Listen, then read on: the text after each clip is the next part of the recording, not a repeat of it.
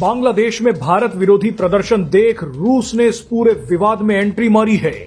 रूस ने इस भयंकर बवाल के बीच बांग्लादेश को ऐसी सलाह, नसीहत और चेतावनी दी है जो बांग्लादेश के एक एक कट्टरपंथी के मुंह पर तमाचा है।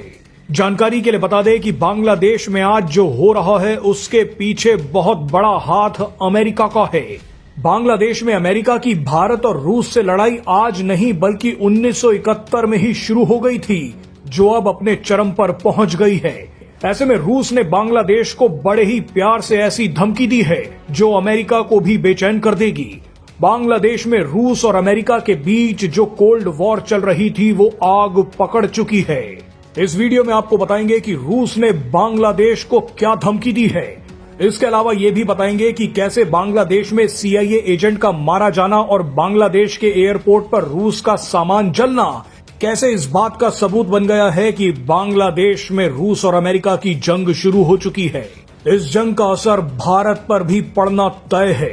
आइए वीडियो की शुरुआत में सबसे पहले आपको ये दिखाते हैं कि रूस ने बांग्लादेश को क्या धमकी दी है। दरअसल बांग्लादेश में रूस के राजदूत अलेक्जेंडर ग्रिगोरीविच ने भारत का नाम लेकर बांग्लादेश के मुंह पर तमाचा मारा है।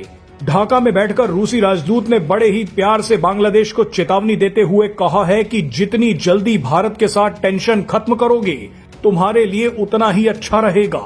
रूस के राजदूत अलेक्जेंडर ने कहा है कि बांग्लादेश को आजाद कराने में सबसे बड़ी भूमिका भारत ने निभाई है। हमने भी 1971 में थोड़ी मदद की थी। ऐसे में बांग्लादेश को चाहिए कि वो भारत रूस के साथ कंधे से कंधा मिलाकर चले।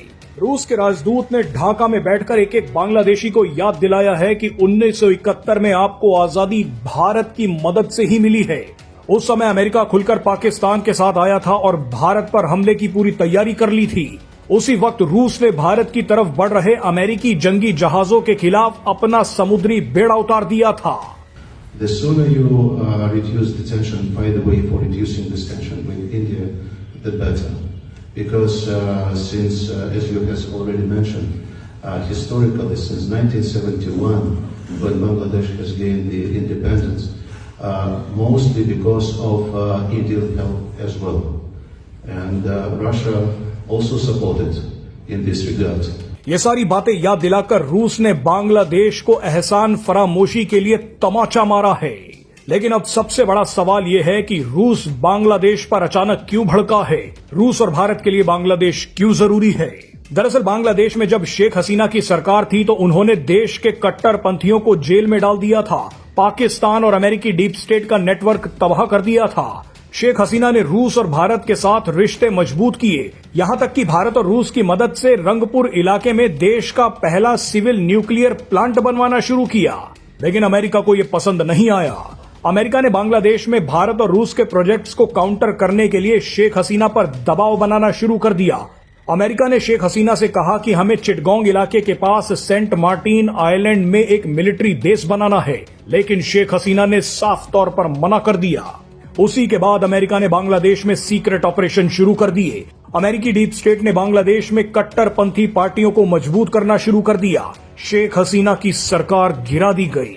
अमेरिका ने मोहम्मद यूनुस को सत्ता में बैठाया। जिन कट्टरपंथियों को शेख हसीना ने जेल में डाला था उन्हें मोहम्मद यूनुस ने रिहा कर दिया। आज बांग्लादेश में जो भारत विरोधी नारे लग रहे हैं, आज बांग्लादेश में जिस तरह से हिंदुओं को मारा जा रहा है, उनके पीछे यही कट्टरपंथी नेता हैं। बहरहाल मोहम्मद यूनुस ने बांग्लादेश में रूस और भारत को नुकसान पहुंचाने के लिए कई बड़े ऐलान कर दिए। भारत के कई प्रोजेक्ट्स को रोक दिया गया। यहां तक कि बांग्लादेश के रंगपुर में रूस जो न्यूक्लियर प्लांट बना रहा था उसका काम भी धीमा कर दिया गया। हाल ही में रूस ने रंगपुर में बन रहे न्यूक्लियर प्लांट के लिए भारी मात्रा में सामान भेजा था। ये सारा सामान बांग्लादेश के एयरपोर्ट पर रखा था, लेकिन जिस गोदाम में ये सामान रखा था वहां पर अचानक आग लग गई। ये सारा सामान जल गया। लेकिन इसका बदला रूस ने तुरंत ले लिया। रूस को जानकारी मिली कि बांग्लादेश में CIA का एक एजेंट भारत और रूस के खिलाफ एक डीप स्टेट नेटवर्क तैयार कर रहा है, लेकिन रूस की खुफिया एजेंसी ने इस CIA एजेंट को निपटा दिया। खबरें ये भी थी कि यही CIA एजेंट PM मोदी को भी नुकसान पहुंचाना चाहता था।